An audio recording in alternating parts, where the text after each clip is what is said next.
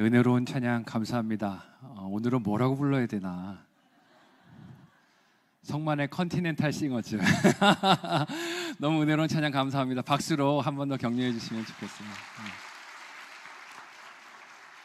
우리 마라나타 찬양대, 사실 코로나가 막 오고 성만교회 2부 예배가 생기면서 이렇게 찬양으로 섬길 분들을 찾다가 이렇게 헌신해 주신 분들인데, 좀 하다 말겠지 했는데 2부 예배가 그냥 정착이 돼버려서 늘 이렇게 섬겨주고 계신데 얼마나 감사하고 귀한지 모르겠어요. 힘든 사역이지만 늘 이렇게 성실하게 사랑으로 섬겨주셔서 감사합니다.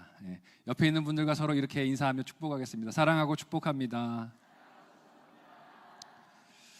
사실 이 인사는 제가 문광호 목사님한테 로열티를 내야 돼요. 원천교회에서 배웠던 인사인데 제가 부임한 이후로 목사님에게 허락도 안 받고 계속 쓰고 있습니다.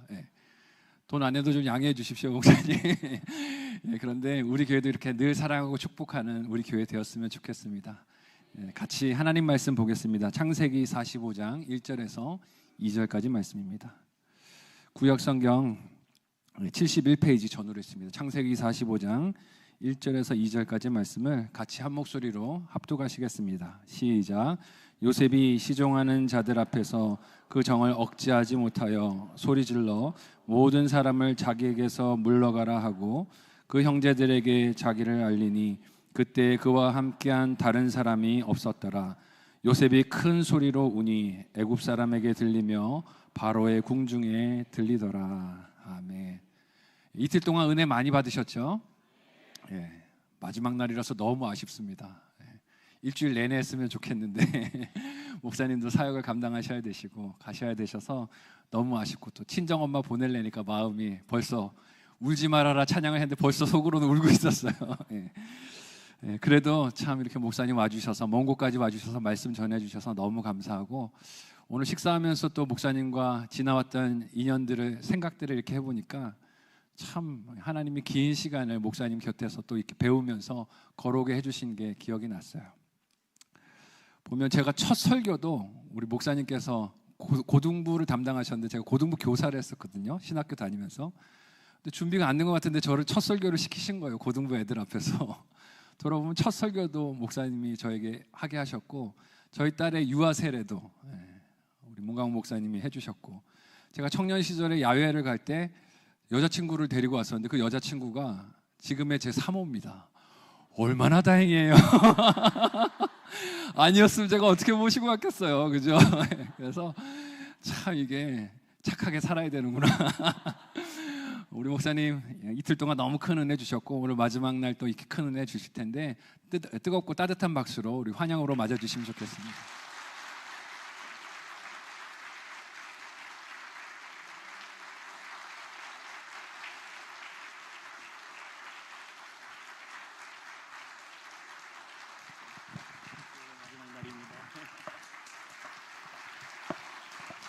네, 감사합니다. 우리 목사님께서 저 듣기 좋으라고 아쉽다고 말씀해 주셔서 대단히 감사합니다. 많은 분들이 드디어 마지막 날이구나 안심하고 있는데, 일주일 더 했으면 좋겠다는 말씀하실 때 얼마나 경기가 일어났을까, 여러분들이 얼마나 힘들었을까 생각을 합니다. 저는 우리 성도님들이 마음에 드는 강사의 요건 1번은 압니다. 짧게 하는 설교. 그래서 하여튼 최대한 짧은 시간 나누면서 또 여러분에게 기도 시간 많이 드리고 또 생각할 시간 많이 드리는 것이 참 좋겠다는 생각이 들었습니다. 지나고 보니까 벌써 3일째, 세 번째 집회인데 이제 여러분들하고 좀 친해지려고 하니까, 간다고 하니까 좀 아쉬운 마음이 솔직히 조금 있습니다.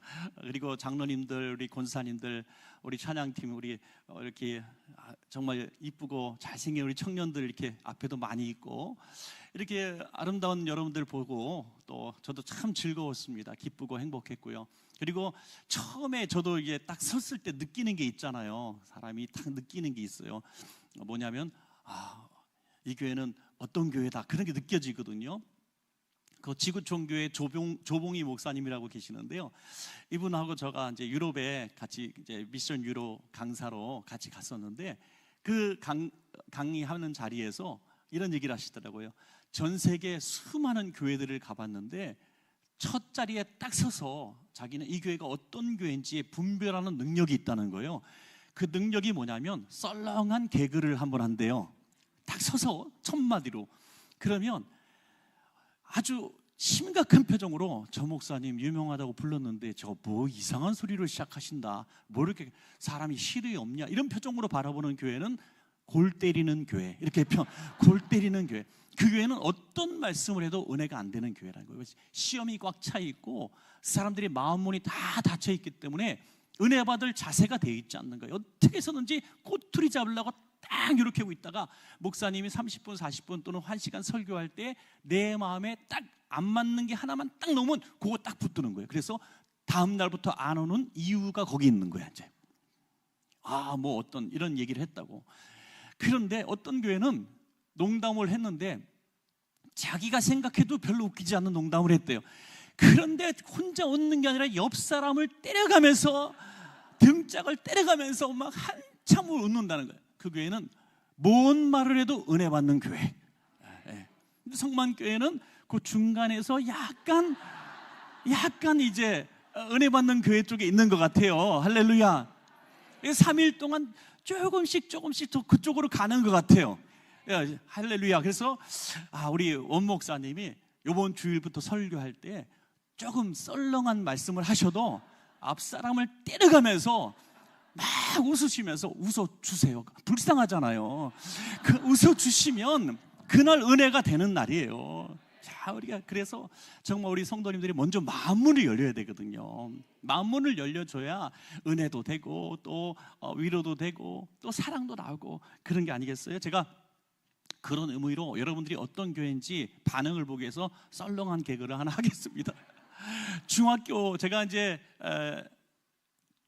부산 출생이거든요. 근데 제가 부산은 하나도 몰라요. 우리 아버님이 의주 분이신데 전쟁통에 신앙의 자유를 찾아 무조건 피난 내려오신 거죠. 그래서 부산에서 제가 태어났는데 부산이 어떻게 생겼는지 어릴 때는 하나도 기억이 안 나고 초등학교는 이제 입학을 인천에서 하게 되죠. 그러니까 부산은 잘 몰라요.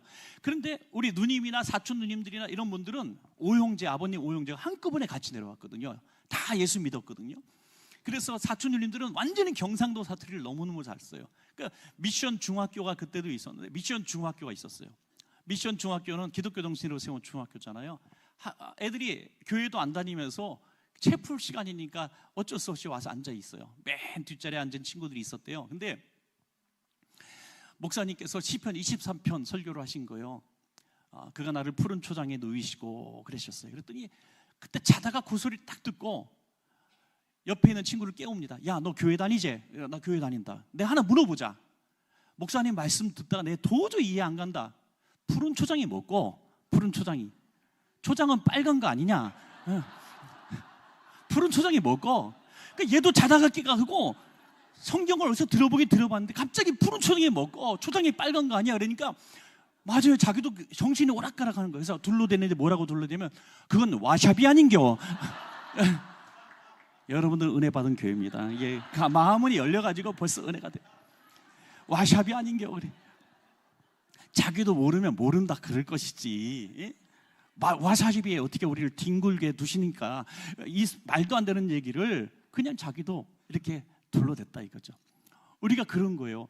누군가 우리 옆 사람이 누가 안 믿는 사람이 갑자기 성경 갖고 들이대면서 물어보면은 갑자기 하늘이 막 노래지고 복잡해집니다. 근데 우리가 기본적으로 말씀 듣고 구원도 받았고 또 신앙의 도도 아는 것 같지만, 십자가의 도도 아는 것 같지만 누군가 갑자기 물어보면 정리가 잘 안 되는 거예요. 이게 설명할 것이 잘 되지 않는 거예요. 그래서 그런 체계적인 구원에 대한 그런 공부도 좀 할 필요가 있고, 또 불신자를 만났을 때 어떻게 내가 얘기할 것인가, 그 얘기도 할 수 있는 것들이 있는 거 참 좋은 무기가 됩니다. 그런데 무기 중에 최고로 좋은 무기가 뭔지 아십니까 여러분? 그것은 내가 주님 만난 간증인 줄로 믿으시기 바랍니다. 그게 최고의 무기예요. 이게 그게 부족하기 때문에 자꾸 이론적으로 접근하려고 그러는데, 여러분 보이지 않는 하나님을 어떻게 설득할 수 있겠습니까? 어떤 교육으로, 어떤 방법으로 어떻게 설득할 수 있습니까? 이게 불가능한 겁니다. 그런데 내가 만난 하나님에 대해서 얘기하면 놀라운 일이 있거든요. 기적이 있거든요. 간증이 있습니다. 거기에 대해서 그들은 솔깃하게 되고 또 감동하게 되고, 나도 힘든 일이 만났을 때, 위기를 만났을 때 교회를 찾게 되는 그런 이유가 되기도 하는 것입니다. 그래서 제가 첫 시간부터 계속 드린 말씀이, 내가 무조건 인격적으로 주님을 만나고야 말겠다, 이 결심을 꼭 해야 됩니다. 꼭 해야 됩니다. 그리고 그런 노력들을 해야 돼요. 오늘 우리 찬양 인도자도 너무 찬양을 잘하시고 특성도 잘하셔서 정말 저도 감동을 받았는데요. 또 우리 기도 소리가, 예배 전 기도 소리가 여러분들은 느낄지 모르겠지만 점점 매일매일 뜨거워지는 것 같아요. 예. 그래서 그 기도 소리가 뜨거워지는 거라는 것은 내가 하나님 앞에 지금 뭔가 만남을, 접촉점을 잡기 위해서 막 애를 쓰는 모습을 제가 느낄 수 있었어요. 사닥다리가 땅에 탈까 말까 하는 그런 느낌을 받을 수 있었어요. 그래서 제가 갑자기 그 시간에 이런 마음이 들었어요. 제 설교자가 이렇게 떠날 때는 바람과 함께 조용히 떠나가야 되는데 뭔가 미션을 주고 싶은 욕심이 확 생기더라고요. 그건 뭐냐면, 제가 떠나더라도 이런 주제를 가지고 사닥다리가 나오려고 달랑말랑 너무 아깝잖아요. 그래서 조금만 더 여러분들이 기도하고 소원하면은 하늘과 연결된 사닥다리가 여러분에게 딱 부딪힐 것 같아요. 그래서 정말 주일날이라든지 금요 성령 집회라든지 정말 한 몇 주만이라도 좀 열심히 출석하시기 바랍니다. 그래서 이 기도의 불을 한번 꺼지지 않도록 잘 연결시킨다면 정말 좋은 일이 있을 줄로 믿습니다, 여러분. 자, 우리가 첫째 날, 우리가 응답하시는 하나님 첫째 날 무슨 말씀 드렸습니까? 엘리야의 3번의 기도. 그래서 엘리야가 3번의 기도를 했는데 다 응답받았습니다. 3번의 기도 전부 응답받았습니다. 첫 번째 기도는 하나님의 영광을 위하여 뭘 내렸습니까? 네, 불을 내렸습니다. 우리 개개인의 생활에는 아무 상관이 없는 거예요. 불은 오직 하나님의 영광을 위해서, 하나님의 영광, 이게 더 중요한 거죠. 그 다음에 백성들을 위한 비를 내리는 기도죠. 물고기 한 마리도 못 잡은 베드로의 배에 예수님이 올라타셔가지고, 얘야, 밤새도록 물고기 못 잡아서 얼마나 허탈하냐, 저 깊은 데 가서 그물을 던져라. 그러면 베드로가 순종했을까요? 안 했을까요? 안 했겠죠, 당연히. 그런데 베드로의 배에 올라셔서 뭐부터 하셨어요? 말씀을 먼저 전하셨어요.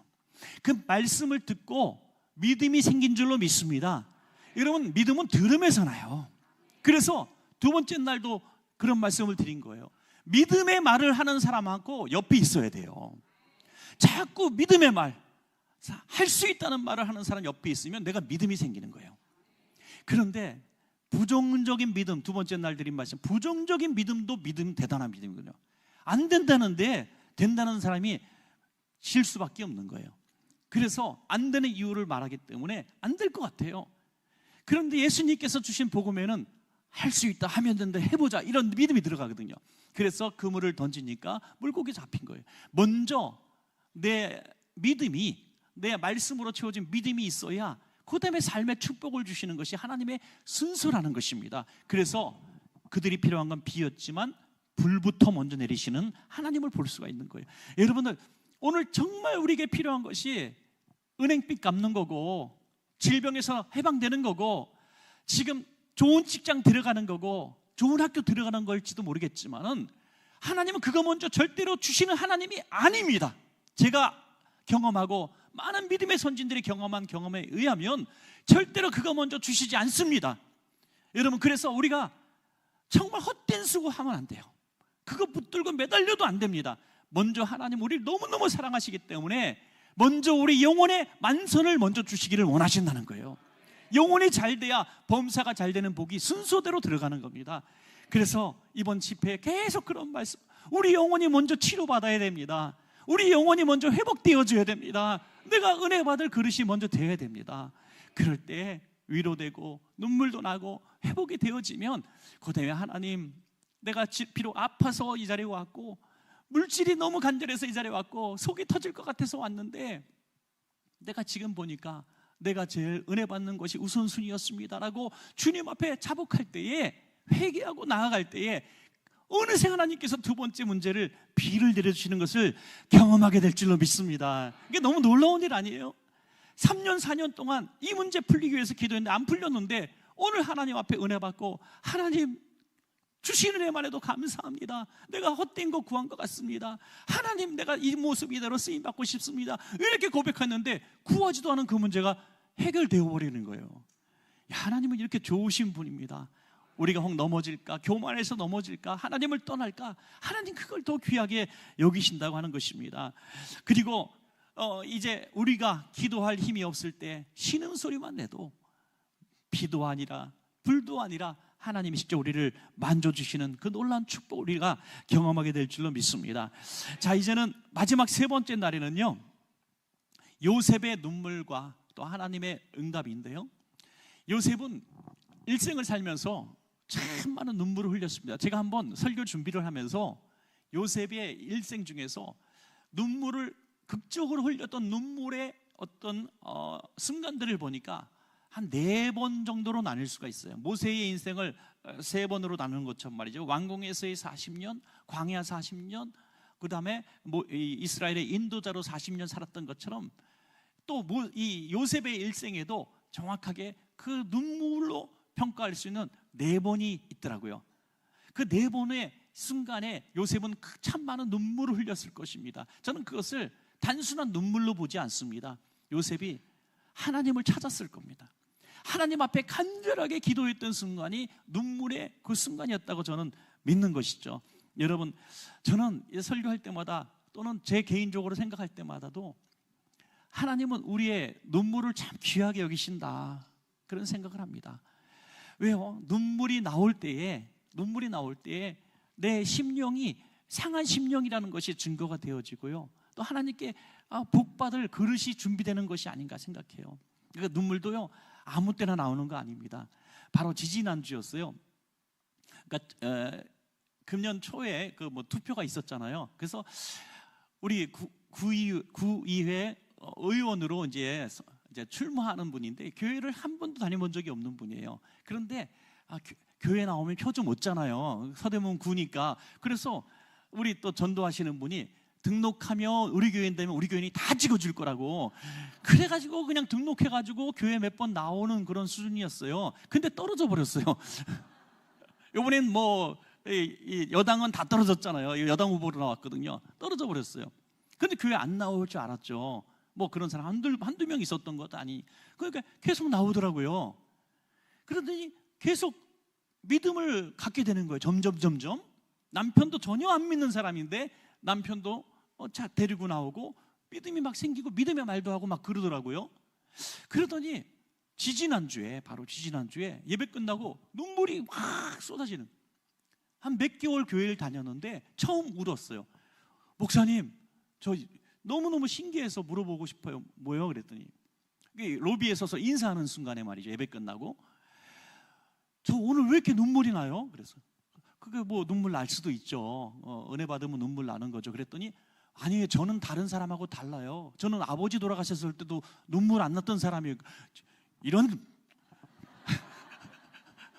불연어가 있나? 그럴래다가 그렇게 말은 안 했지만 하여튼 그렇게 눈물이 없대요. 자기는요, 너무 강해요.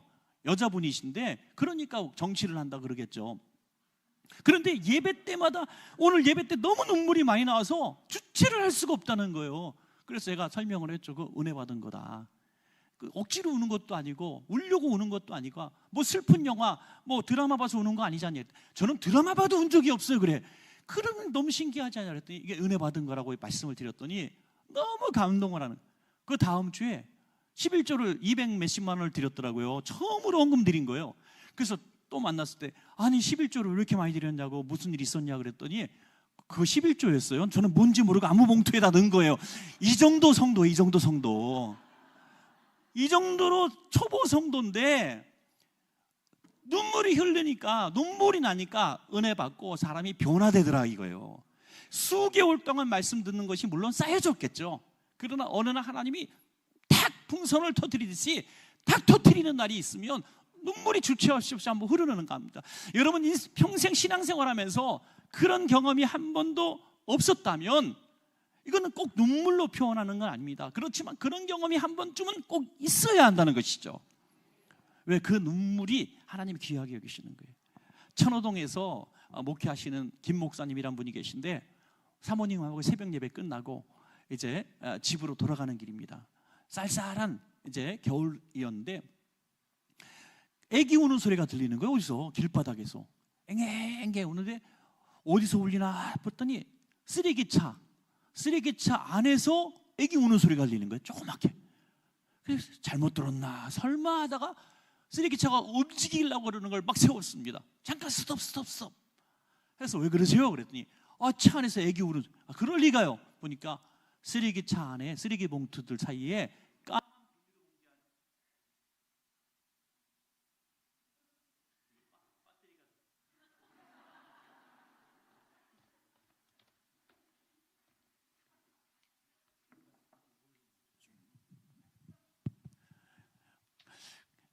어디까지 했죠? 까만 비누 봉지 안에서 피덩이 아기가 그 아기를 낳아서 그냥 버린 거예요.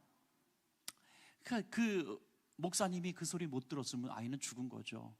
그 쓰레기차 안에서 어떻게 살 수 있겠습니까? 그래서 그 아이를 그냥 급하게 집에 데려가셨답니다. 데려가셔서 뜨거운 물로 잘해서 아기를 씻겨줬대요. 그도 그럴 것이 하나님이 이 아기를 우리에게 주신 선물이다 한 것이 목사님 부부에게 아기가 없었대요. 그래서 그 아기를 하나님이 주신 선물로 받고 이 아이를 양자로 입양을 했습니다. 근데 이름을 줘야 되잖아요. 김씨 성이 김씨. 그래서 이 별명처럼 부르는 이름을 하나 지어줬어요. 금봉지라고요. 금봉지. 김씨가 뭐예요? 금이잖아요. 너는 쓰레기 봉투에 버림받은 아이가 아니야. 너는 하나님이 금봉지 안에 넣어서 나에게 주신 선물이야. 생각이 이렇게 다른 거예요. 어떤 못된 부모가 원치 않는 자녀라고 해서 핏땡이를 쓰레기 봉투 안에 넣어갖고 버렸는데 버린 아기가 목사님의 손에 들어가니까 금봉지가 되고 축복의 목사님 자녀가 되었습니다. 여러분, 그래서 이 길에 아기가 했던 것은 단 하나밖에 없어요. 하나밖에 없어요. 울었던 거예요. 소리내서 울었던 거예요. 여러분, 하나님은 우리가 그냥 울기만 해도 쓰레기 봉투에서 우리를 건져내 주시고 금봉지에 담아서 하나님의 자녀로 키워주시고 삼아주신다는 거죠. 그래서 이 눈물 아끼지 마세요. 그리고 주님 앞에 신실하게 어린아이가 되어보시기 바랍니다. 어린아이. 저는 나이가 많아도 나이가 정말 많고 세상에 어떤 직위가 있어도 기도할 때 찬양할 때 눈물 쭉쭉 흘리시는 그런 점잖은 신사분들 또 승려분들을 봅니다. 세상적으로는 학식이나 명예나 권세나 재력이나 대단한 분들인데 예배할 때 혼자 눈물을 쫙 흘리시고 눈물 닦아요. 그럴 수 있는 것은 하나님 앞에 우리 모두 어린아이이기 때문이에요. 하나님 앞에 우리 모두 어린아이.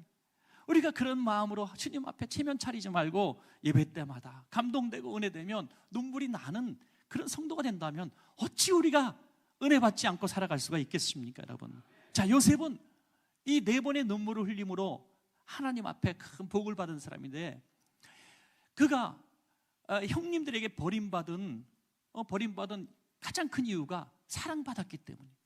하나님 앞에 사랑받고 아버지한테 사랑받은 게 죄라면 죄잖아요. 그죠? 하나님 앞에 사랑받은 게 뭐예요? 형님들이 보지 못했던 환상과 꿈을 보게 되는 거죠. 그리고 아버지의 특별한 사랑을 받아요. 사랑하는 아내에게서는 악기도 했지만은 특별히 사랑을 받은 것을 통해서 형님들이 질투해서 미워한 거예요. 그래서 신부로 본 그 요셉을 어떻게 합니까? 여러분, 이 순서를 잘 알아야 돼요. 그래서 요셉이 처음 흘렸던 눈물은 죽음의 공포의 눈물이었어요. 죽음의 공포. 구덩이에서 흘린 눈물이에요. 요셉을 보자마자 형제들이 이렇게 얘기합니다. 자, 꿈꾸는 자가 오는구나. 저를 죽여서 한 구덩이에 던지고 아버지에게는 짐승이 잡아먹었다고 하자. 이런 순서로 분명히 말을 했습니다. 자, 순서가 분명합니다. 자, 그를 어떻게 해요? 죽여서 바꿀까요? 좀 낫네요. 감사합니다. 저를 죽여서 구덩이에 던지고 아버지한테는 짐승이 잡아먹을 하자. 이 순서대로 해야 돼요. 그런데 갑자기 그 형제 중에 하나가 루벤이라는 형제가 갑자기 순서를 바꿉니다. 야, 죽여서 던질 게 뭐 있냐? 뭐 이렇게 급하냐? 구덩이에 먼저 던져놓고 죽이는 방법을 생각하자. 이렇게 얘기한 거예요. 순서만 바뀌었을 뿐인데 일단 목숨을 건진 거예요. 그리고 루벤은 언젠가 풀어주려고 딱 눈치를 보고 있는데 그 루벤이 잠깐 자리를 빈 사이에 미디안 상인들이 지나갑니다. 그 상인들에게 유다라고 하는 형이 야, 형제를 죽여서 뭐 하겠냐?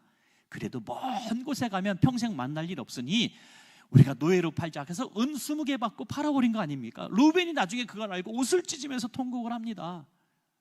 나는 애를 살려주려고 그랬는데 네 못된 놈들이 팔아버렸다고 막 괴로워합니다. 그래서 이 죽음의 구덩이에 어린아이가 던져졌을 때 성경은 그 이후의 얘기들을 하고 있어요. 형님들은 그 안에서 아기를 동생 어린 아들을 구덩이에 던져놓고 그 위에서 노닥노닥거리고 밥을 먹어요.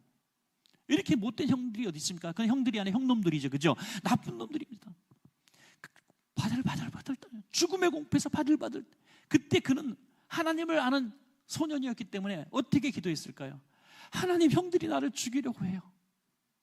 형님들이 나를 죽이려고 해요. 아버지는 이 사실을 몰라요.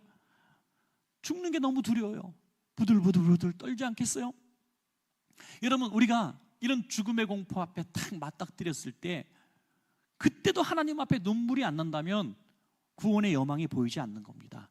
혹시 질병이든지 어떤 삶을 살면서 죽음의 공포 같은 두려움이 확 올 때가 있습니다. 이게 뭐 굉장한 정신적인 질병이든지 어떤 위험한 상황이든지 말이에요. 그때 오늘 이 상황을 한번 우리가 바라보는 거죠. 그때 하나님은 이 순서를 바꿔 가시면서 나를 죽이려는 사람들을 통해서 나를 살리시는 하나님. 이게 너무 놀라운 일 아닙니까? 나를 죽이려는 사람들을 통해서 나를 살려주시는 하나님. 그리고 나를 죽이려는 사람을 통해서 하나님은 그 꿈을 이루기 위해서 이 애굽으로 보내시는 도구로 사용하시는 하나님. 그러니까 나를 죽이려고 하는 사람들, 나에게 죽을 것 같은 고통을 주는 사람들에게 오늘 이런 생각을 해보면 어떨까요? 저가 나를 너무너무 힘들게 하니까 하나님, 이 하나님의 아들이, 하나님의 딸이 구덩이에서 울고 있습니다. 날마다 벼락도 많이 치고 하는데 벼락 한 방만 저놈에게 좀 때려주십시오. 그렇게 기도해서 되겠느냐 이거죠. 요셉은 그런 기도한 적이 없어요. 그냥 울었어요. 하나님 하고 울었어요. 그런데 그 형들의 마음을 주장하시고 그 변화시켜 주셔서 애굽으로 보낸데 사용하셨다 이거예요. 놀라운 일 아닙니까? 이 공포가 없었다면, 죽음의 공포가 없었다면 요셉은 애굽에 갈 길이 없었던 거죠. 질병으로 고통당하는 성도님들이 있을 때 저는 이런 얘기를 늘 해요. 참새 한 마리도 하나님이 허락하지 않으면 떨어지지 않는 거 아시죠? 그럼 믿는데요. 그런데 성도님의 생명은 하나님의 손에 있습니다. 그러니까 하나님께 맡깁시다. 우리 하나님께 맡깁시다. 그럼 두려움이 싹 사라지는 거예요. 제 친한 친구 목사님, 우리 원 목사님도 잘 압니다. 제 친한 동기 목사님이 있습니다. 이 목사님 경기도 광주에서 목회를 하시는데 늦게 신앙생활을 하셨어요. 그래서 첫 아들을 낳았을 때는 예수도 안 믿는 분이었어요. 그런데 둘째 아들을 낳기 바로 전에 예수님을 믿었어요. 그래서 아기의 이름도 택영이라고 하는 하나님이 택하신 아이라는 이름으로 이 아이의 이름을 줬어요. 그런데 이 아이가 얼마나 음악의 영재인지 몰라요. 경기도 광주에서 조그만 개척교회를 하시는데 한 그때 30명, 40명 모일 때 이 아이를 이제 키웠는데 초등학교 다닐 때 또 중학교 다닐 때까지 어떤 학원에 보낼 돈도 없고 개척교회니까 뭐 그런 과정도 없기 때문에 그냥 일반 중학교 다니면서 보냈어요. 그랬더니 피아노 학원에서 이제 학비를 대줄 수 없어서 이제 그만 가겠다고 하니까 음악학원 원장님이 뭐라 그러시냐면 너 돈 안 낸다고 너를 안 받으면 나 죄 받아 그러더래요. 그래서 너는 공짜 무료로 가르쳐 줬다는 거예요. 그만큼 실력이 있고 재능이 보였던 거예요. 더구나 그 형이 그때 대학교 다녔어요. 나이 차가 대학교를 다녔는데 대학교 축제 일환으로 음악 창작을 해서 음반 하나를 만드는데 학생들이 하는 거 거기 뽑히면 한 학기 장학금을 주는 거예요. 그런데 이 형이 동생이 작곡을 잘하는 걸 알고 이 중학교 다니는 동생한테 대학생이 작곡 부탁을 했어요. 작곡을 냈는데 그 뽑혔단 말입니다. 지금 비밀이에요. 영업 비밀. 이거는 그때 장학금 취소되니까 가서 얘기하면 안 됩니다. 학교 얘기는 안 할게요. 그래서 장학금을 받았단 말이에요. 이 정도 되는 아이예요. 그래서 자기가 여기서 공부할 실력은 있지만은 돈이 없기 때문에 미국에 이것을 여기저기 보냈다는 거예요. 그랬더니 미국의 한 음대 교수님이 이 아이의 음반을 보고 실력을 본 거예요. 유튜브 같은 걸 통해서. 그래서 이 아이를 무료로 가르쳐 주기로 약속하고 미국으로 보내라 그렇게 된 거예요. 중3 때 미국으로 갔어요. 얼마나 감사한 일이니까 목사님이 할렐루야 할렐루야 막 간증도 하고 신이 났어요. 그런데 이 아이가 미국에 가서 3개월 정도 학교를 다닌 다음에 갑자기 길 가다가 탁 쓰러진 거예요. 쓰러져서 긴급하게 병원에 갔더니 혈액암 말기인 거예요. 말기인 거예요. 림프종 암 말기가 되는 거예요. 그래서 이 아이에게 미국 그 좋은 병원이 얼마나 많습니까? 그 좋은 병원에서 대학 교수님이 아주 추천한 좋은 병원에 입원했는데도 얘는 가망이 없습니다라는 사형 선고가 내려졌습니다. 그것도 6개월. 그래서 목사님이 너무 그 소식을 들을 때 기가 막히고 코가 막히고 하나님이 원망스럽지 않겠습니까? 그때 너무 힘들어하는 상황에 교회가 두 쪽이 났어요. 안수 집사님 한 분이 목사님한테 반기를 들고 그래도 제일 힘 있는 사람 교인들을 절반을 끌고 나갔어요. 그래서 교인이 10명밖에 남지 않았어요. 그러니까 목사님은 나는 저주받은 사람인가 버림받은 사람인가, 하나님 나 목회도 못하겠습니다. 하나님 살아계시면 이럴 수 없는 겁니다. 하나님에 대해서 너무너무 섭섭하고 불평하고 원망이 나온 거예요. 그리고 미국에 이제 마지막 보러 간 거예요. 아기를 딱 보러 갔는데 병실에 들어가서 이 비닐봉지에 쌓여있는 그 방 안에 들어가서 아이를 봤는데 내 아이가 아니더래요. 주먹만한 아이로 변했어요. 새카만 얼굴로 몸이 요만하게 변했는데 도무지 내 아이가 아니라는 거예요. 아주 조그매졌어. 왜 그도 그럴 것이 물도 못 먹는 수준이에요. 물 한 모금 먹으면 바로 토를 해버려요. 웩 하고 토를 해요. 물도 마실 수 없고 입술은 다 부러뜨고 죽어가고 있었어요. 그래서 그 목사님이 자기의 표현에 의하면 평생 해보지 않은 기도를 했습니다.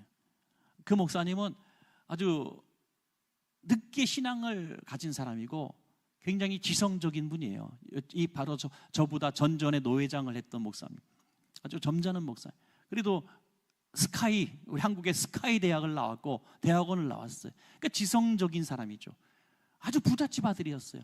그래서 기독교가 어디 있어? 하나님이 어디 있어? 이랬던 사람이 주님 만난 거죠. 그러니까 자기가 다 내려놓고 신앙생활, 목회를 하는 그런 사람인데 갑자기 이런 상황을 맞닥뜨리니까 다시 하나님이 안 계신 것처럼 생각되는 거예요. 그래서 하나님, 내가 오늘 하나님 계신지 안 계신지 목사인데 오늘 결판 내겠습니다 하면서 아이 침대 옆에 그 돌바닥에 무릎을 꿇었습니다. 그리고 아이 침대에 손을 댔습니다.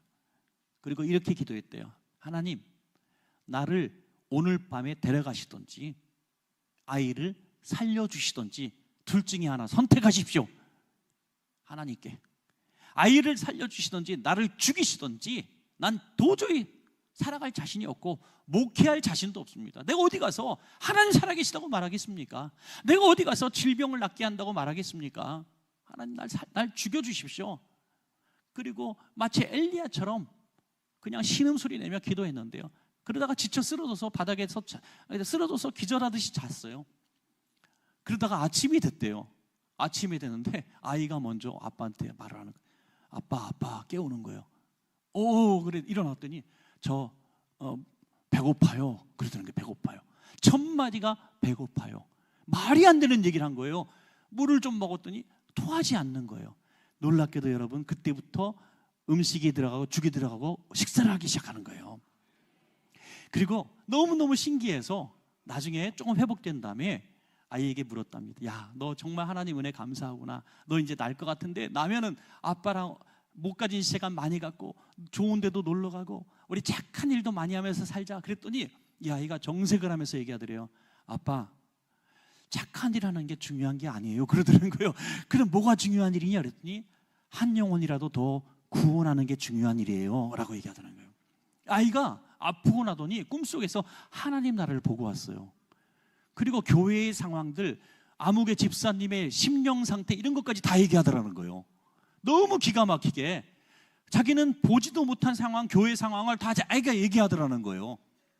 너무 놀랍게도. 그리고 기적적으로 아이가 3개월, 4개월 만에 퇴원하게 됩니다. 퇴원해서 나왔는데 문제는 한국에 돌아올 수가 없는 거예요. 병원비가 거의 2억 가까이 나와 있는 거예요. 1억 몇 천만 원이 나왔어요. 살인적인 그 비용을 어떻게 내고 옵니까? 그런데 기가 막히게 거기 한국계 사회복지사가 그 병원에 있었는데 이분이 다 도와줘갖고 1원도 안 되고 퇴원했답니다. 1원도 안 되고. 할렐루야. 그리고 한국에 딱 돌아와서요, 제가 처음 만났어요. 만났는데 뭐 몸은 그때보다 많이 말랐지만 그래도 죽을 병 걸린 아이가 아니더라고요. 뭐 먹고 싶냐? 햄버거 먹고 싶대요. 제가 햄버거 사줬잖아요 그때. 그리고 이 아이가 고등학교를 바로 한국에서 들어가는데 이제 한예종 예비학교 거기 합격을 덜컥 하더니 나중에 한예종에 합격하더니 거기 졸업하더니 독일로 유학 가고 지금 독일의 큰 오케스트라의 지휘자로 있습니다. 얘가 몇 달 전에 결혼을 했는데요, 제가 결혼식장에 물론 갔죠. 저랑 특별한 관계를 있기 때문에 결혼식장 갔는데 자기가 작곡한 노래를 가지고 오케스트라하고 노래하는 성악가들이 노래를 부르고 있더라고요. 자기가 작곡한. 뮌헨에서 이 지휘자로 있는데 동양인 최초의 한국인 지휘자래요. 이 어린아이가. 여러분 놀라운 일 아닙니까? 하나님께서 살아계셔도 시퍼렇게 살아계신 것을 그 아이를 보면서 우리가 보게 되는 것입니다. 죽음의 공포 속에서 울고 있었던 그 아이를 하나님은 그렇게 살려주시고 이렇게 위대한 하나님의 인물로 간증자로 쓰시는 것을 우리가 보게 됩니다. 그러니까 오늘 죽을 병이 왔고 오늘 죽음의 공포가 와도 절망하지 마시고 미리 포기하지 마세요. 하나님께서 눈물을 보시고 어떻게 우리를 쓰실지 우리는 모르는 것입니다, 여러분. 또한 두 번째로 요셉이 흘린 눈물은 보디발의 집에서 흘린 노예의 눈물이죠. 가난의 눈물, 멸시와 천대받는 자의 아픔의 눈물을 흘렸습니다. 여러분 돈 없다고 무시당해 본 적이 있습니까? 멸시받아 본 적이 있습니까? 전에는 그런 적도 많았잖아요. 집이 없으니까 사골세방 들어가면 집주인 아기가 초등학교, 중학교밖에 안 된 것이 시끄럽다고 나가라고 큰 소리 치고 말이죠. 야, 제가 한 20년 전쯤 됐을까요? 15년쯤 됐을까? 우리 성도님 신방을 갔는데 아주 가난한 집이었어요. 그래서 조그만 방 안에서 예배를 드리는데 그 바로 붙은 옆방에 집주인이 살고 있었어요. 아이고 중학교쯤 되는 애가 예배 드리는데 와서 문을 펄컥 열더니 시끄러워서 못 살겠네 그러더라고요. 쟤 누구냐? 아까 집주인의 아기래요. 진짜 죽일래다 말았어요 제가. 그럼 신문에 날 건 목사가 사람 죽이다. 아 진짜 열불나더라고요. 그런데 어떻게 해요? 사골세방에 서러움이 그런 거 아니겠어요? 집사님 축복합니다. 빨리 집주인 되시기를 축복합니다. 그럴 수밖에 없었던 거예요. 그렇게 돈 없으면 멸시받는 거예요. 바로 이 노예의 멸시. 자기 방이 있었겠어요? 끝바닥에서 그냥 자는 거죠. 종 중에서도 어린 종이니까 얼마나 멸시를 받았겠어요. 고달픈 삶의 눈물을 흘렸을 겁니다. 하나님을 섬기는 저와 여러분들이 세상 사람들에게 그런 멸시를 당할 때 진짜 하나님 살아계신가? 그런 생각이 들 때 있지 않겠습니까? 그런데 요셉은 노예의 직분에 충성했다 그랬어요. 성실했다 그랬어요. 저는 이렇게 할 수 있는 도대체 원동력이 어디서 나왔을까 한번 생각해 보세요. 제가 이 말이 맞는 건지 한번 생각해 보십시오. 하박국처럼 말이죠. 분명히 믿음의 사람들이 하나님 보실 때 선한 사람들이 복을 더 받아야 되는데 믿지 않는 사람들이 우리를 다스리고 우리를 학대하고 못된 짓을 하는데 그들이 잘 살아. 여전히. 자, 그런 일이 우리에게 주어졌을 때 우리는 두 가지 태도 중에 하나를 선택하게 됩니다. 하나는 하나님을 원망하고 왜 그러냐고 질문하다가 그냥 하나님을 떠나는 거죠. 또 하나는 하나님, 우리가 하나님을 이해합니다. 그럴 수는 없다는 거죠. 이건 불가능합니다. 이해할 수 없어요. 우리는 하나님의 뜻을 이해할 수 없습니다. 그럼 어떻게 될까요? 하나님은 분명히 뜻이 있을 텐데 내가 어떻게 해야 되는지 좀 가르쳐 주십시오. 그러니까 우리가 이해할 수 없는 고난이 오면 이렇게 해야 된다는 거죠. 왜라는 질문을 하지 말고 어떻게 라는 질문을 해야 된다는 거죠. 할렐루야. 여러분, 이해할 수 없는 고난이 오면 왜라는 질문만 우리가 맨날 하는 거예요. 하나님 도대체 왜? 그거는 하나님을 떠나는 방법밖에 되지 않습니다. 이제 왜라는 질문 하셨던 분들, 오늘 성의 세 번째 날에 딱 버리시고 하나님의 뜻이 분명히 있을진데 내가 어떻게 하기 위해서 하나님 이 길을 내게 허락하여 주셨습니다. 왜 실패를 주셨고 가난을 주셨고 어려움을 주시는지, 제가 어떻게 노선을 변경하고 어떤 사람이 되게 하시려고 그렇게 하시는지 말씀만 하시면 제가 길을 바꾸든지 삶을 바꾸든지 제가 주님의 뜻대로 살아가겠습니다. 이거예요. 자, 요셉이 그랬다고 저는 생각을 하는 거예요. 하나님, 나 빨리 집으로 가고 싶어요. 보내주세요. 하나님 살아계시면 이럴 수 없는 거예요. 와 울면서 하나님 앞에 떠든 것이 아니라, 하나님 이곳에 내가 왔는데 내가 어떻게 살아야 되겠습니까? 하나님께서 하루하루 성실하거라, 노예의 직분에 충성하라, 아마 그런 마음을 주셨을 거예요. 그래서 열심히 일합니다. 자기 집인 것처럼, 자기의 살림인 것처럼 열심히 일합니다. 그러니까 가정 총무가 되는 놀라운 일이 벌어지게 된 거죠.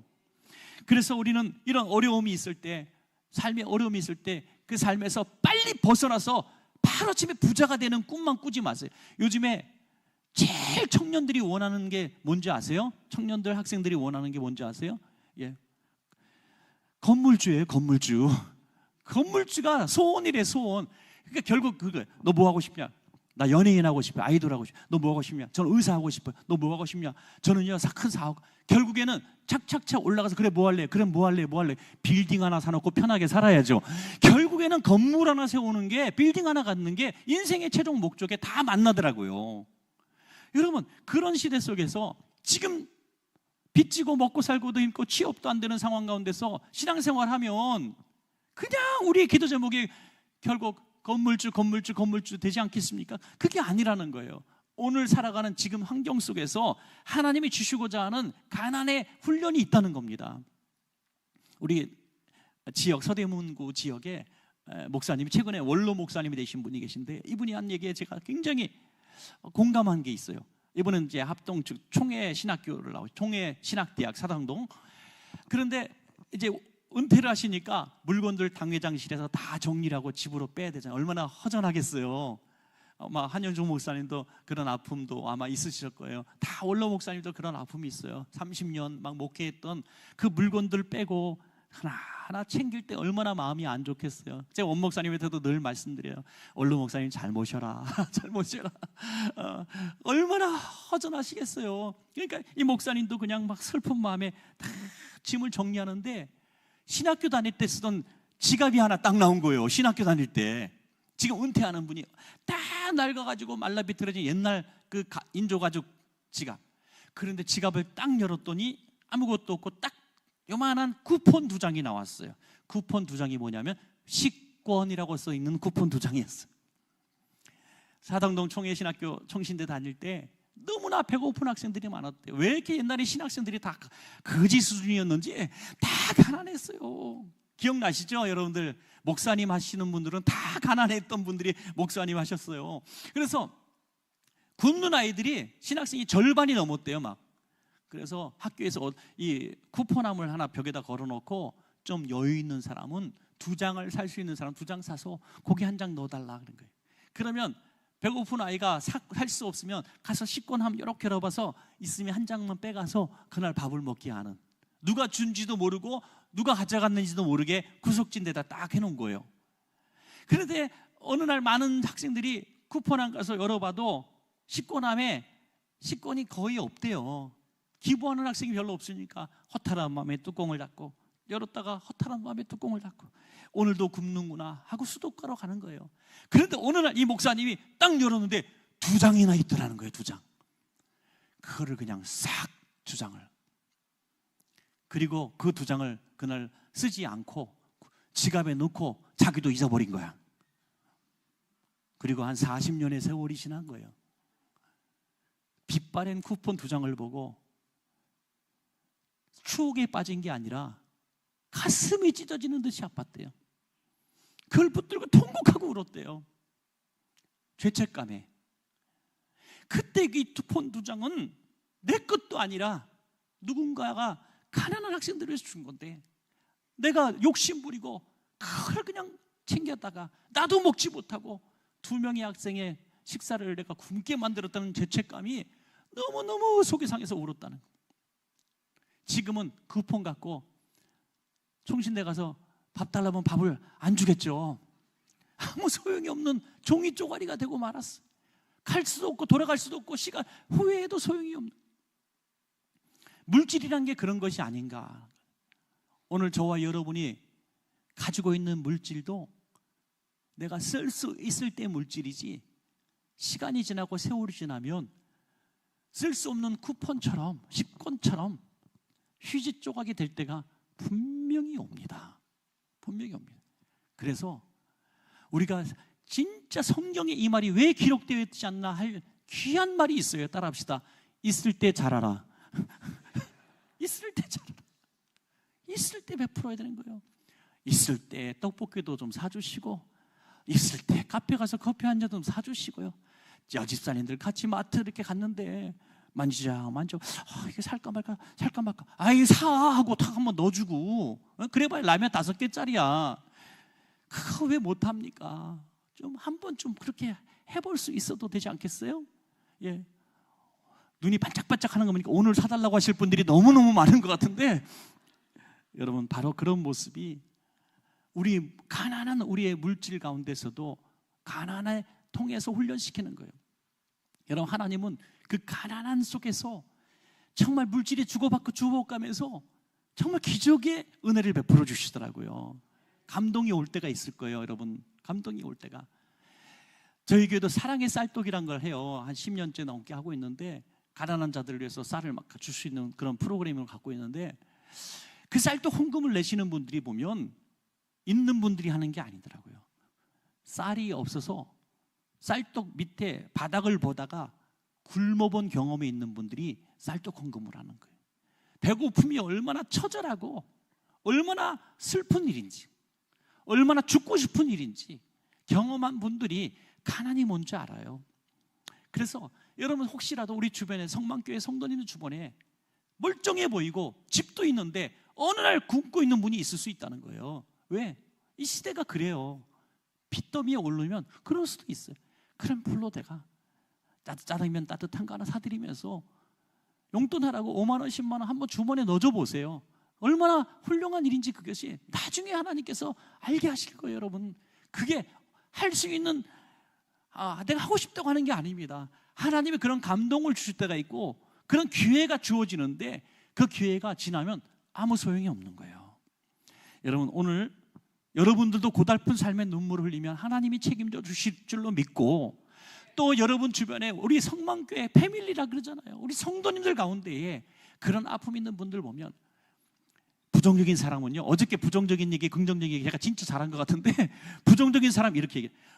아이고, 우리 교회는 사랑이 없어, 사랑이 없어. 구역 식구가 지금 굶고 있는데 그것도 교육자도 모르고요, 담임 목사도 모르고요, 아무도 몰라. 아이고, 세상도 안 그럴 텐데 사랑이 없어. 이렇게 얘기하는 사람은요, 부정적인 믿음의 소유자고요, 긍정적인 믿음의 소유자. 내가 나만 알게 하신 하나님은 나에게 도와주라 그러시나 보다 하고 그가 최선을 가서 조용하게, 그렇다고 해서 그의 인생을 바꿀 만큼 돈을 주시는 형편도 안 되잖아요.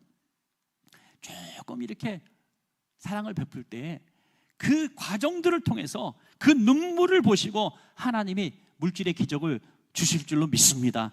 분명히 물질은 심는 대로 복을 받는데요, 가난할 때 씹으면 100배로 받습니다. 여러분, 세 번째로 감옥에서 흘린 절망의 눈물이죠. 절망의 눈물. 이 요셉이 감옥에 들어가게 된 이유는 잘 아실 거예요. 보디발의 아내가 유혹을 했습니다. 자, 질문 드리겠습니다. 요셉이 잘생겼을까요? 못생겼을까요? 뭐 당연한 거 아니에요. 보디발의 아내가 뭐가 부족하다고 요셉 종놈을 꼬시겠어요. 잘생긴 게 죄죠. 그죠? 별로 공감 안 하시겠지만 여러분들은 하여간 잘생긴 게 죄예요. 잘생기니까 가만히 안 둬. 그죠? 그죠? 그죠? 갑자기 왜 눈을 안 맞으시니까? 예쁘고 잘생기면 세상이 가만히 안 둬요. 너무 불편해요. 저는 안 그래요. 저 보지 마시고요. 하여튼 이 요셉은 불편한 친구예요. 어디 가도 빛이 나. 잘생겼어. 똑똑해. 일처리 기가 막히게 잘해. 인재야. 그러니까 보디발이 아내가 탐을 내죠. 그런데 요셉은 이것을 하나님 앞에 범죄하는 것이라고 선포합니다. 그래서 감옥에 갔죠. 얼마나 억울합니까? 이제 살만하니까 또 감옥이야. 죽음의 공포에서 간신히 살아나고 노예의 가난에서 이제 벗어나서 밥 먹고 살만한가 했더니 이제는 감옥이야. 여러분, 그러한 상황 가운데서 하나님을 이제는 원망하지 않겠습니까? 그런데 이 성경 말씀 중에 정말 기가 막힌 말씀이 이때 등장합니다. 제가 한번 읽어드릴게요. 창세기 39장 20절 후반인데요. 요셉이 옥에 갇혔으나 여호와께서 요셉과 함께 하시고, 그리고 그 뒷부분에 여호와께서 그를 범사에 형통하게 하셨더라. 아멘. 여러분, 형통, 우리 만사 형통하겠네 찬양 부르는데요, 만사 형통은 내가 원하는 대로 되는 것이 형통이 아니라 우리 생각에는 이해가 되지 않는 감옥에 있는 것이 형통이라는 거예요. 우리는 이해할 수 없죠. 우리는 형통은 감옥에서 누명을 벗고 나오는 게 형통이잖아요. 자, 그럼 형통이 뭘까? 제가 이렇게 분명히 정의하게 됩니다. 형통은 하나님이 우리와 함께 하시는 순간입니다. 여러분, 하나님이 우리와 함께 하시면 형통, 하나님이 우리를 떠나시면 불통하게 될 수밖에 없는 거예요. 눈에 보이는 모든 것들이 내가 원하는 대로 잘 되고 있는데 하나님이 내게서 떠나셨어요. 그러면 이건 형통이 아닙니다. 하나님한테 내가 신실하지 못하고 하나님 나와 함께 하시는 것 같지 않는데 회사도 잘 되고 학교도 착착 들어가고 내가 원하는 것이 막 잘 되고 건강하고 그러면요, 불안할 줄 알아야 돼요. 왜 하나님이 지금 나와 함께 하시지 않는데 세상 일이 잘 되면 이거 형통이 아니거든요. 그런데 비록 지금 내가 세상 일이 잘 안 되고 힘들고 어려운 일이 너무 많은데 오늘 이렇게 성에 오신 것처럼 하나님이 지금 나와 함께 하시구나, 이런 것들이 믿어지고 감동이 되어지면 지금 내가 최고로 형통하고 있는 때라는 것입니다. 정말 형통인 때를 우리는 즐기고 누리시는 겁니다. 그래서 얼마나 감사한지요. 사랑하는 여러분, 오늘 옥에 갇힌 상황 가운데서 너무너무 힘들고요, 가난하고 병들고 그래도 여러분, 하나님이 함께 하신다는 것이 확신이 되어지시기를 주의 이름으로 축복합니다. 마지막 네 번째는요, 요셉이 이제 드디어 오늘 함께 읽으신 본문 왕궁에서 흘린 눈물과 하나님의 응답이죠. 구덩이에서 흘렸던 눈물에는 루벤과 유다를 통해서 응답하셨죠. 노예로 살면서 가난 속에서 통곡하고 울었을 때는 보디발을 통해서 가정 총무로 세우시는 것을 통해서 응답하셨죠. 감옥에 들어가서 통곡하고 억울해서 울 때에는 하나님께서 환관장을 통해서 역사하셔서 바로 앞에 서게 하셨어요. 하나님의 응답은 항상 있었습니다. 요셉이 어그러지고 깨어지고 고난당한 세월만 우리가 부각시키는 거지, 그 환경 가운데서 하나님은 반드시 응답을 해 주셨습니다. 여러분, 자, 마지막의 응답은 뭡니까? 바로 앞에 서서 흘리는 눈물 가운데 하나님은 응답을 어떻게 해주셨는지 이거죠. 얼마나 크게 울었습니까? 왕궁이 떠나가라고 울었습니다. 여러분, 죽음의 공포에서 눈물 흘렸단 말은 성경에 없어요. 제가 그런 생각을 한 거예요. 또 노예로 살 때 울었단 말이 없어요. 그러나 당연히 울었겠죠. 감옥에 들어갔을 때 울었단 말이 없어요. 당연히 울었겠죠. 그런데 오늘 본문은 단 한 번 요셉이 통곡하는 장면을 기록해 놓고 있는데 이 장면이에요. 여러분, 이것도 우리가 생각하는 요셉은 정말 특별한 사람입니다. 그 고통의 세월을 지날 때도 통곡하지 않았던 그가 애굽의 총리가 돼서 세상 편하고 세상 권력을 다 가지고 있을 때 그때 왜 웁니까? 여러분, 그래서요, 슬플 때 우는 것보다 감사할 때 우는 것이 더 큰 울음이 되어야 될 줄로 믿습니다. 여러분, 감사한 거, 그것이 진짜 울음이에요. 진짜 그게서 감격이라는, 이 울음이 요셉에게 두 가지 축복을 줬습니다. 우리에게 그런 눈물이 있길 바라는데요, 두 가지 축복입니다. 하나는 자신의 모든 과거의 아픔들이 싹 씻겨 내려간 거예요. 전문 용어로 성인 아이라 그러잖아요. 이 요셉은 늘 17세, 16세 소년의 그 마음속에 늘 그냥 그 마음속에 인생이 걸려 있었을 거예요. 늘 슬픔 속에, 아픔 속에, 악몽 속에 살았을 거예요. 자다가도 벌떡벌떡 일어났어요.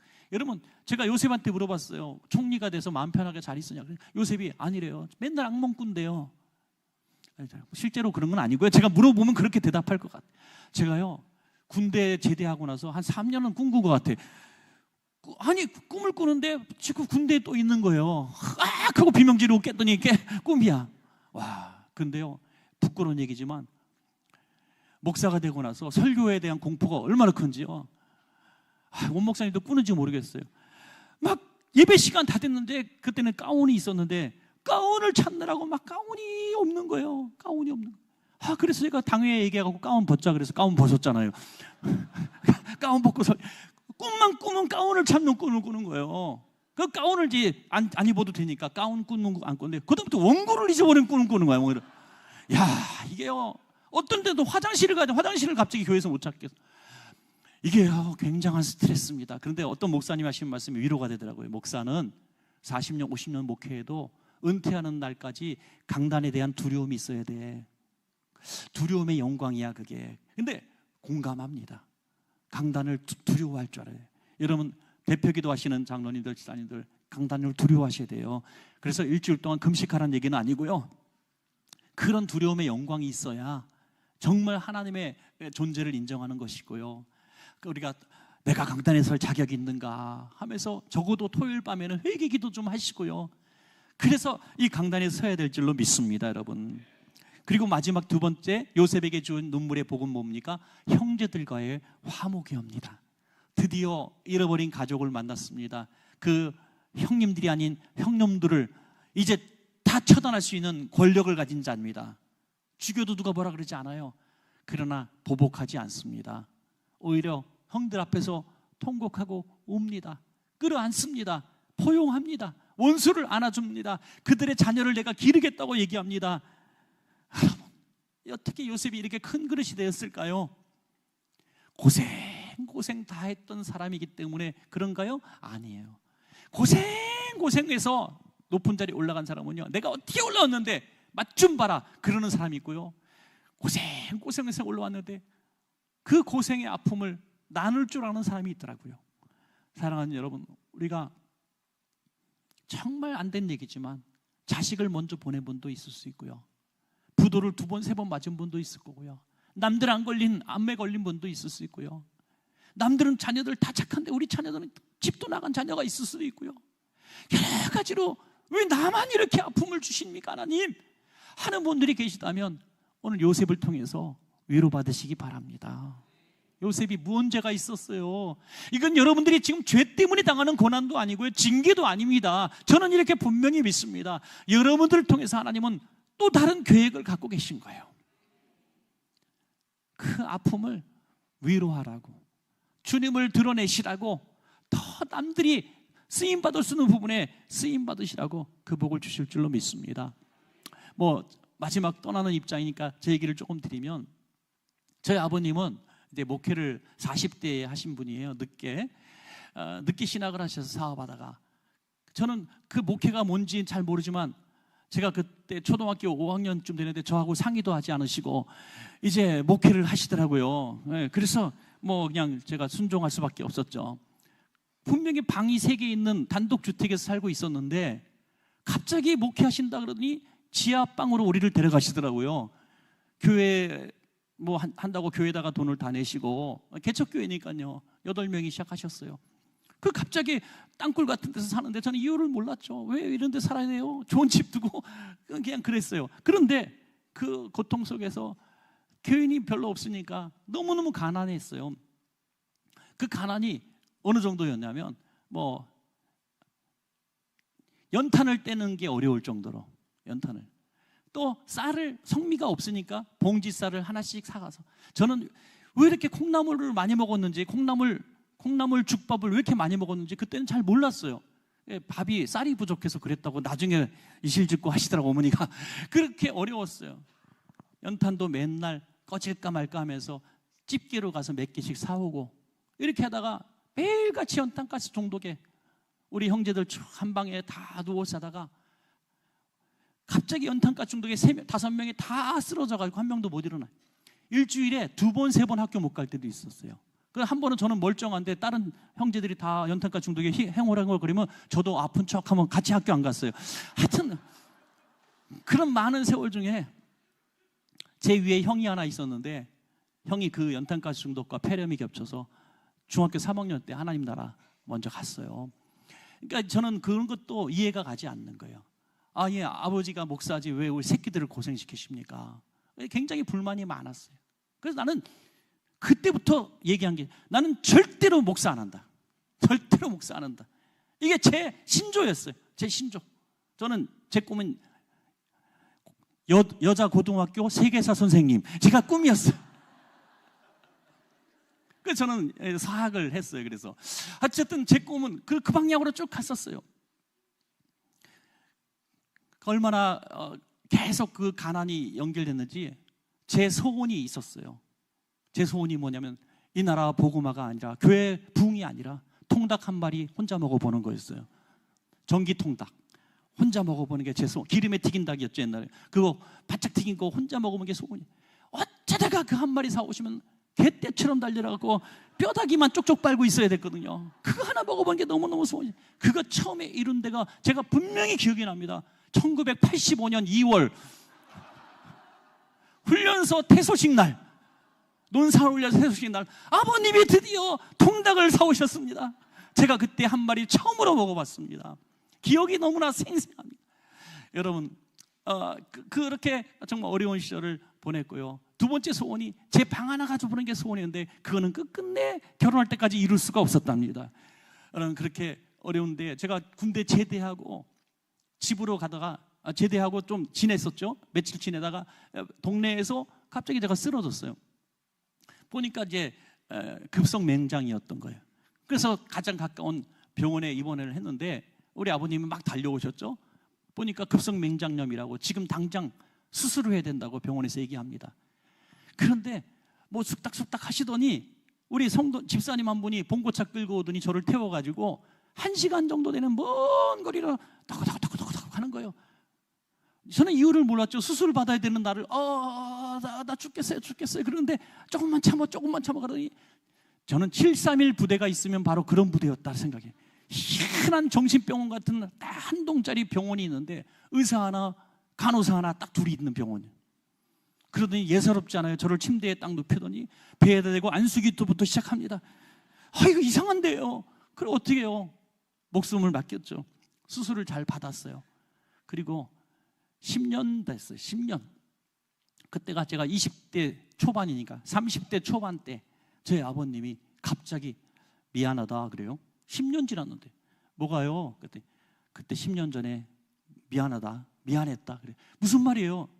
너 그때 죽겠다고 막 그러는데 맹장 수술 기억나죠? 병원에 가서 수술해 주셨잖아요. 그랬더니 그게 아니라 그 병원에서 수술을 하려니까 수술비가 얼마라 그러는데 우리는 어떻게도 그 돈을 낼 수가 없었어. 그래서 목사님, 선교사님 자녀들 공짜로 수술해 준다는 데가 있어서 거기도 1시간 거리 데려간 거야. 아빠가 무능해서 너무 미안하다. 저는 그때 처음으로 우리 아버님의 눈물을 봤어요. 툭 흘리시는 미안하다.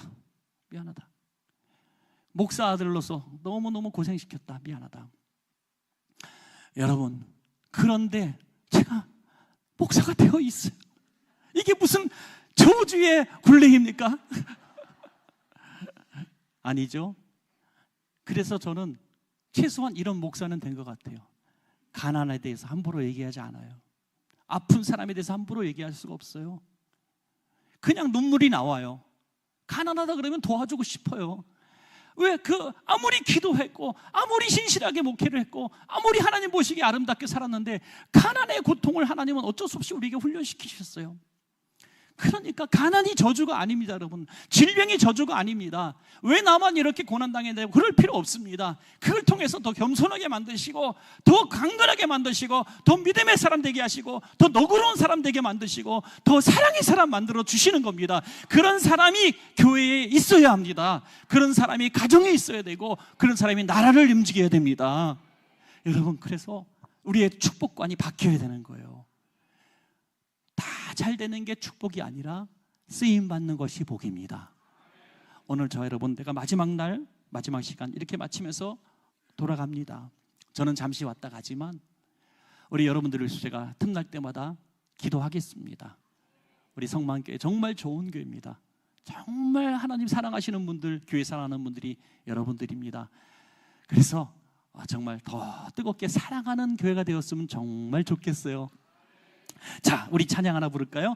주님 손잡고 일어서세요. 이 찬양 부르겠습니다.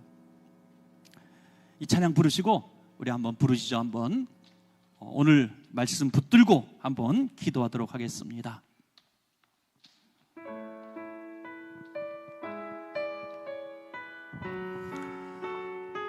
가사를 잘 생각하시면서 찬양합니다. 조명도 좀 꺼주시고요.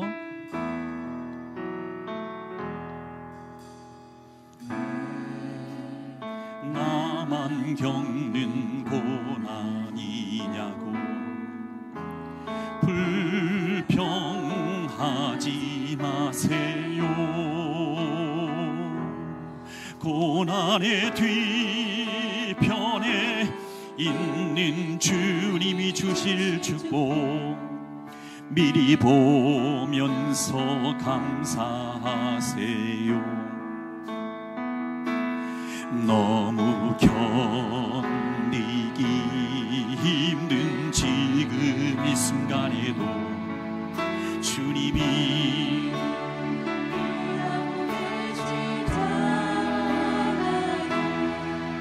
남들은 지쳐 앉아 있을지라도 당신만은 일어서세요. 힘을 내세요. 힘을 내세요. 힘을 내세요. 주님이 손잡고 계시잖아요. 주님이 나와 함께함을 믿는다면 어떤 역경도 이길 수 있잖아요. 왜 이런 슬픔 찾아왔는지, 이런 슬픔 찾아왔는지 원망하지 마세요.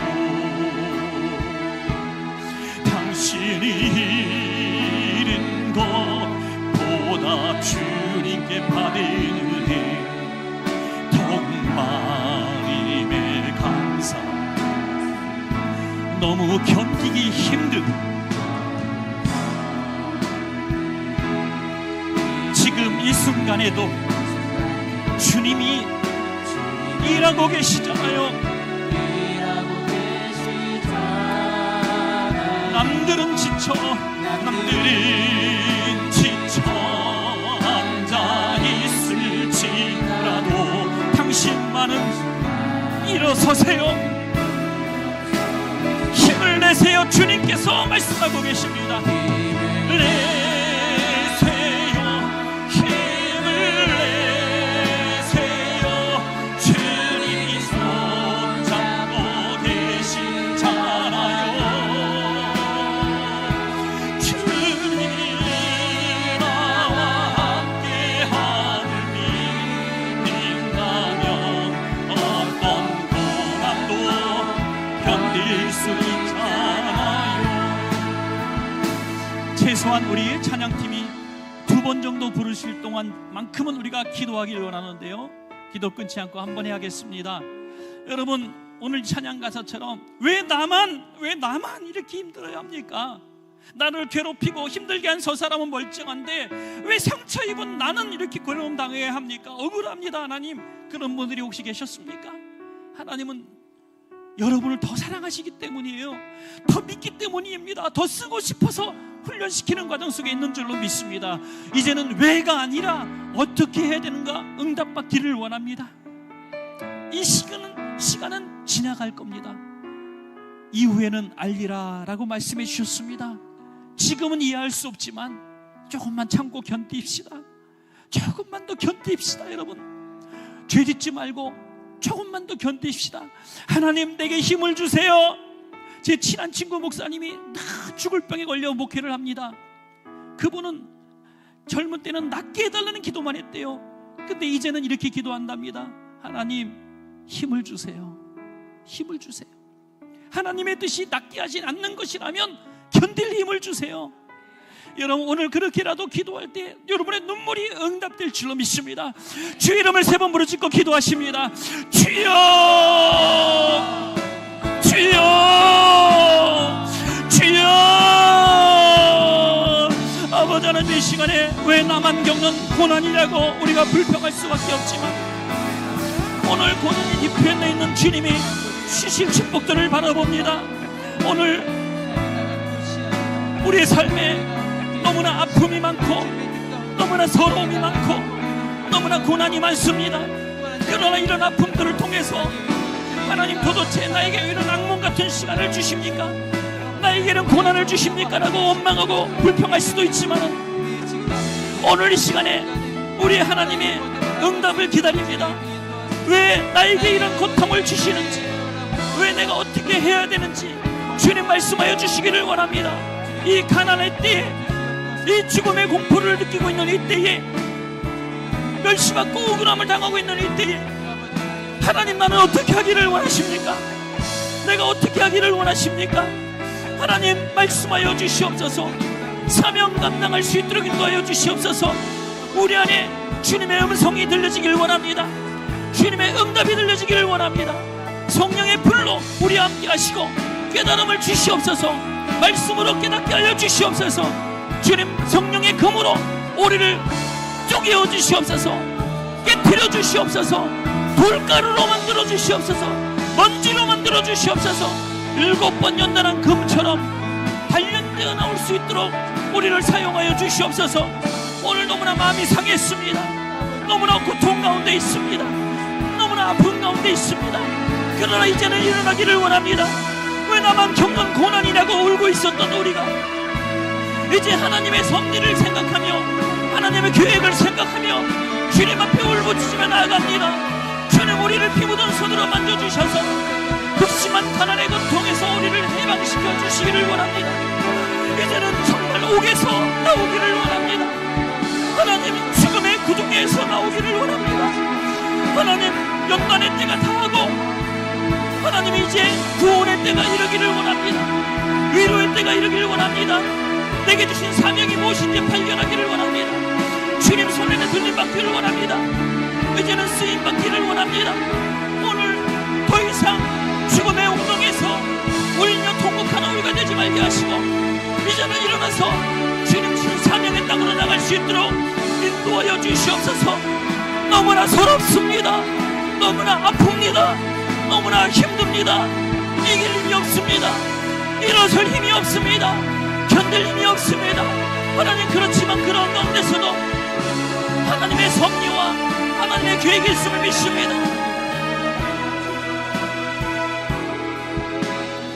주님, 우리 마음이 너무나 상하셔서 왜라는 질문을 아직까지 했지만은 이제부터 하나님 받아들이겠습니다. 이제는 어떻게 해야 됩니까, 하나님? 그리고 이 고난의 때, 이 아픔의 때가 저주와 징계가 아니라 곧 지나갈 아픔이고 연단의 시간인 것을 내가 믿습니다. 아멘. 잘 견디게 하여 주시옵소서. 아멘. 오히려 이때를 통하여 내 영혼은 어느 때보다 건강하기를 원합니다. 어느 때보다 내 믿음은 더 커지기를 원합니다. 그래서 하나님이 다 해결하시는 축복의 때, 애굽의 총리가 되는 그 영광의 때에 요셉처럼 쓰임받게 하여 주시옵소서. 오늘 그런 마음을 품고 가슴에 손을 얹기를 바랍니다. 자비로우신 하나님, 오늘 하나님이 사랑하시는 우리 귀한 성도님들 가슴에 손 얹고 가슴 아픈 마음으로 주님 앞에 기도했습니다. 제 마음의 소원은 지금 당장이라도 죽음의 공포에서 해방되는 것이고, 억울한 노예에서, 억울한 옥살에서 해방되고 다시 집으로 돌아가는 것이지만, 우리는 이해할 수 없지만 하나님이 이 고난의 때에 나를 웅덩이에 내버려 두시고 옥에 내버려 두시는 시간들은 나를 하나님께서 귀하게 여기시고 함께 하신다는 형통의 복을 주시기 위함인 것을 이제 깨달았습니다. 하나님, 이제는 원망하고 왜라는 질문을 거두겠습니다. 하나님, 견딜 힘을 주옵소서. 죄짓지 않게 하시고 잘 단련된 7번 연단된 금처럼 나오게 하여 주시옵소서. 그래도 우리는 분명히 믿습니다. 하나님이 나와 함께 하심을 믿습니다.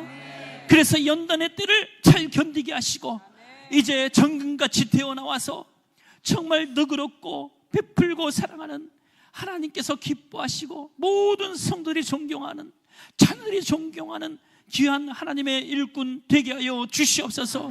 우리 성만교회에 그런 분들이 많이 나와서 정말 악한 영들이 발붙이지 못하게 하시고 사랑으로 하나 되게 하여 주시옵소서. 예수님 이름으로 축복하며 간절히 기도합나이다. 아멘. 우리 다 같이 한번 자리에서 일어나시면 고맙겠습니다. 다 자리에서 이제 마지막 찬양 하나 하기를 원하는데요. 구은 강사가 맨날 마지막 하면서 1시간 끄는 사람도 있는데 진짜 마지막입니다. 우리 옆에 있는 분, 모르시는 분 아니면 괜찮습니다. 자, 우리 손잡아 주시기 바랍니다. 여기에 모인 우리 한 번만 딱 부르겠습니다. 자,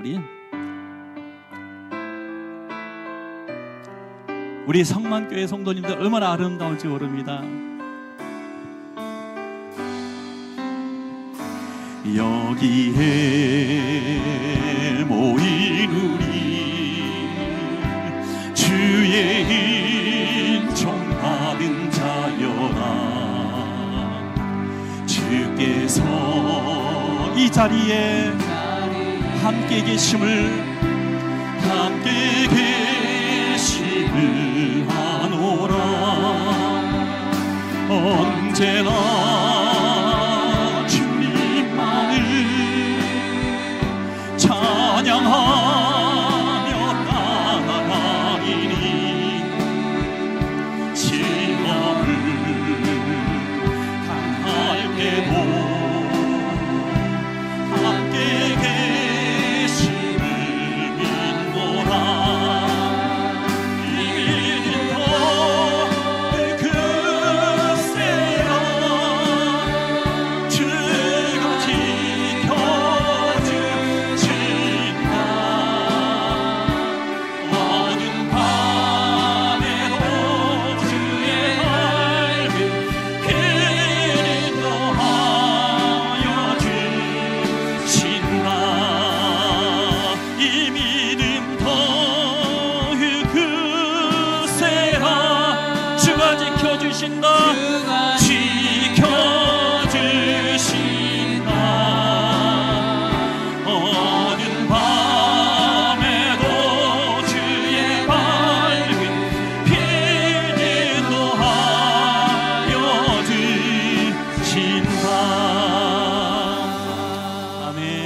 우리 옆에 있는 분들에게 우리 축복의 인사를 나눕니다. 당신이 계셔서 행복합니다.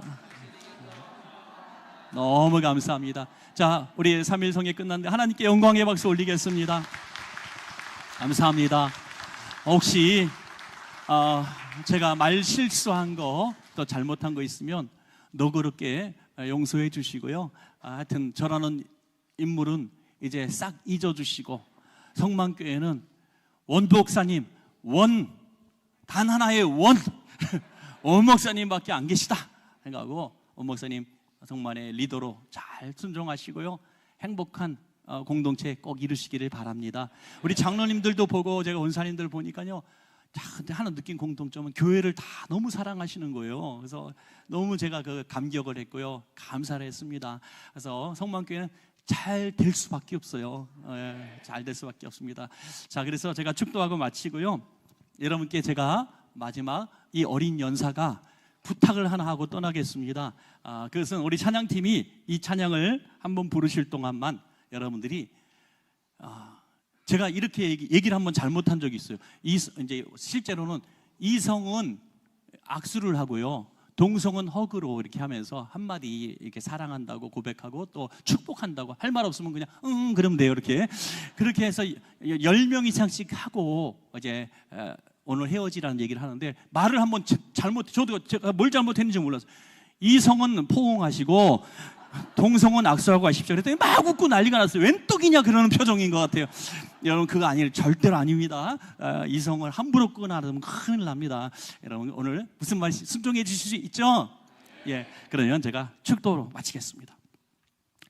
이제는 우리 주 예수 그리스도의 크신 은혜와 우리 아버지 하나님의 무한하신 사랑하심과 보혜사 성령님, 살아계신 성령님, 오늘 이 자리에 계심을 믿고 이제 이 성회의 기쁨과 감격을 안고 떠나가는 우리 귀한 성만교회 성도님들 위해, 앞으로의 성만교회 위해 지금부터 영원토록 함께 하시옵기를 간절히 축원하옵나이다.